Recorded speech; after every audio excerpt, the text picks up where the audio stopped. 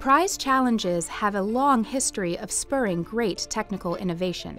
These competitions, designed to foster progress toward or achievement of a specific objective by offering a named prize or award, have been led by government and private groups. However, it wasn't until the early 21st century that the United States government first held a prize challenge. It was in our budget that DARPA had the authority to do prize awards, and the question is, how do we use it? We had a military problem, which really required vehicles that could be driven without people in them.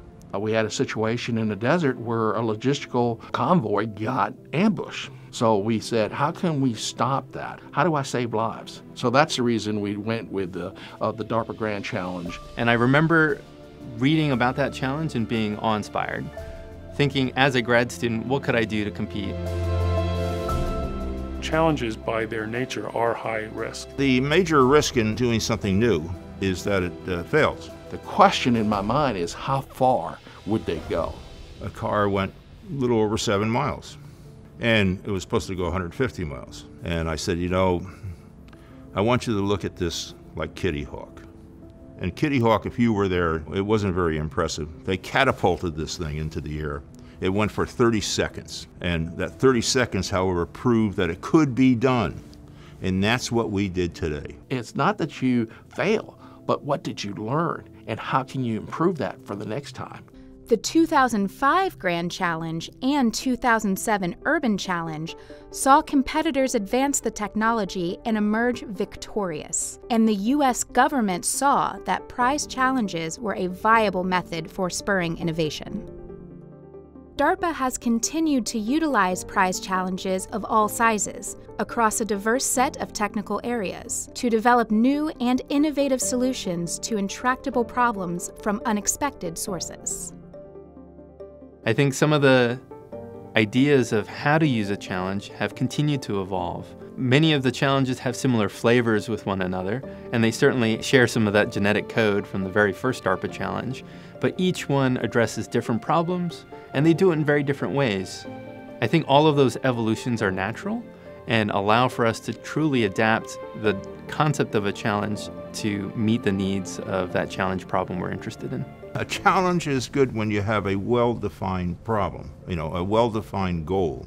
A challenge is where somebody says, here is the objective. You know what success looks like.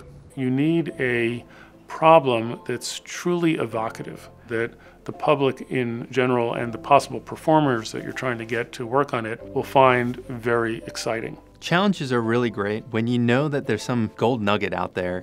It's not really clear what the best approach is, and so by creating a challenge structure, we're able to have a large field of competitors and ultimately to allow the best techniques and best approaches to rise to the top. The key is finding people that will be motivated to put in all these long hours to draw together all of those pieces and then try to pull off a very impressive demonstration of what's possible. We brought in outsiders or folks who have never worked with DOD. The bureaucracy in trying to do it formally is really hard. It's a big hurdle.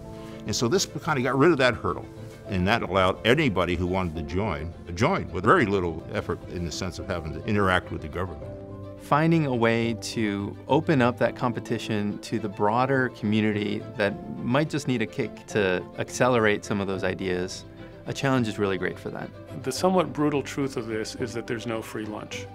And you can't use a challenge in order to save a lot of money. You have to be willing to spend a lot of resources. I think one of the key aspects of DARPA is that it brings a sense of credibility and a sense of magnitude. And I think that's also one of the reasons why doing a DARPA challenge carries both an immense responsibility, but also an opportunity to really accelerate a field.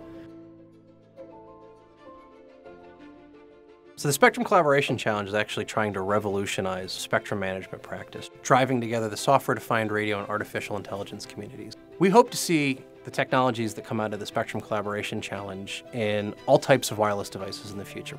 So the DARPA Subterranean Challenge is interested in identifying and innovating new technologies that will allow for us to explore and search these complex underground environments without putting humans in harm's way. The DARPA Launch Challenge is focused on responsive and flexible space launch. We're going to have 2 separate launches occurring within weeks from 2 different launch sites. And competitors in the challenge will have limited prior knowledge of the spacecraft that they're going to launch, the orbit that they're going to go to, or the launch site that they're going to launch from. So we're hoping that as a result of the challenge that we can make better use of commercial space launch capabilities in the future to support tactical and responsive space for DoD needs. I think there's a very good match between challenges and the DARPA mission and the DARPA style of doing things. I think a challenge allows for us to do that kind of exploration at the far frontiers of what's currently possible, and I'm stoked at the opportunity to be part of that legacy of DARPA Grand Challenges.